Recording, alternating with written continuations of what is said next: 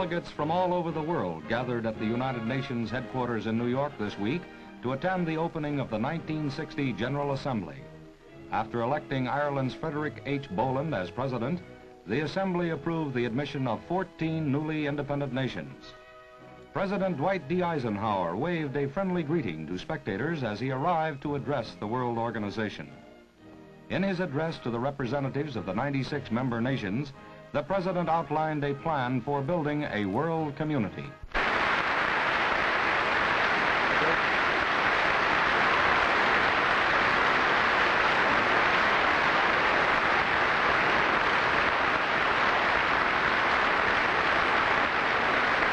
Thank you very much.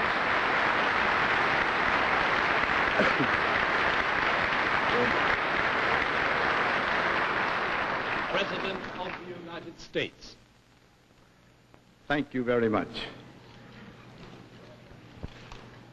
Mr. President, Mr. Secretary General, members of the General Assembly, and guests. The people of the United States join me in saluting those countries which, at this session of the General Assembly, are represented here for the first time.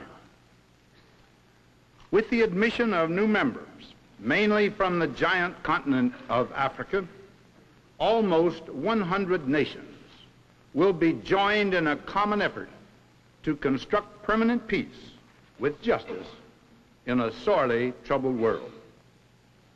The drive of self-determination